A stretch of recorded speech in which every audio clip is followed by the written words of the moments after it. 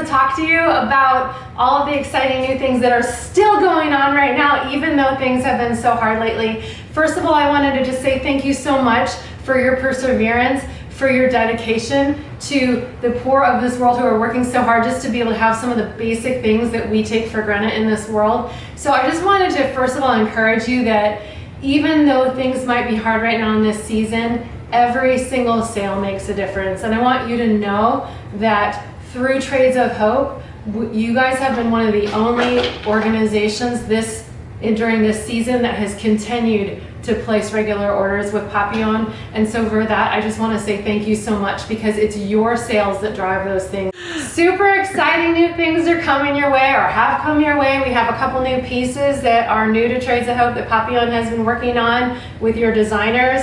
One of them is the bijou bracelet. We're super excited about a new sort of mix of mixed media. We've got some ceramic beads. The ceramic beads are actually, the clay is dug out of the ground in Haiti, and it's prepared on site, and then they hand roll every single bead, put every hole in the beads. We've got another team that glazes everyone, another team that's putting them on the bead bars, another team that's putting in the kilns, another team that's dragging them out of the kilns, and then we have our jewelry makers. So every single bead that you see on a bracelet has probably been touched and impacted 20 artisans. So don't think when you look at that bracelet, it's just one bracelet, it's just one bead. It's gone through so many hands, and you're making a difference for all of those people along that chain. We also have our cereal box beads in that bracelet, which are really exciting.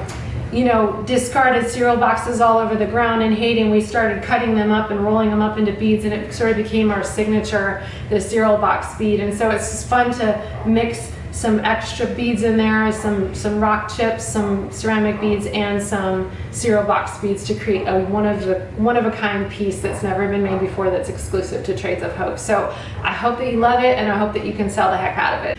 So just so you can kind of wrap your brain around how what you do makes a difference, when we are in Haiti, we can only call artisans in as needed based on orders.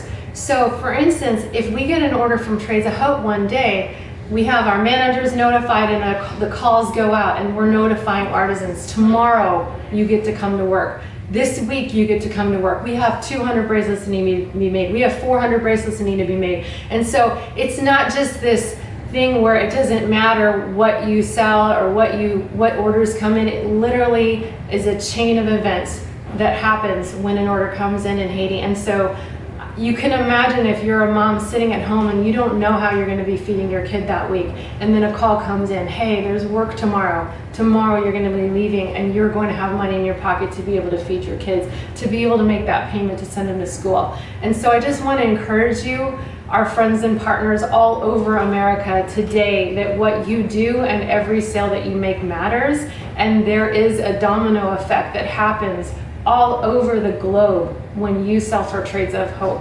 It happens in India, it happens in Haiti, it happens in Nepal, or wherever else that you are selling. And so just be encouraged today that when you go and you sell and you have your event, or you sell online, even if it's 2 bracelets, even if it's 4 bracelets, even if it's one thing, it's making a difference.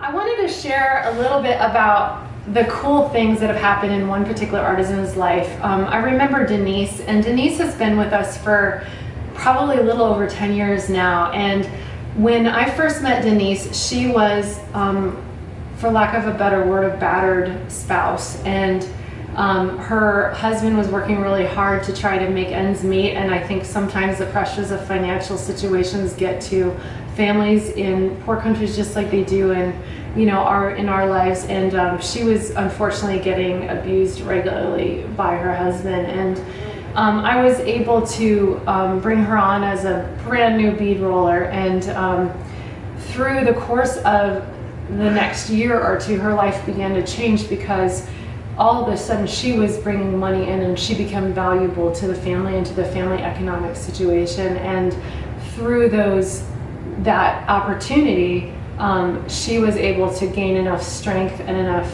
willpower to tell her husband that she wasn't going to allow him to treat her that way anymore. And fortunately, he was the kind of guy who was able to change, and so they're still together now.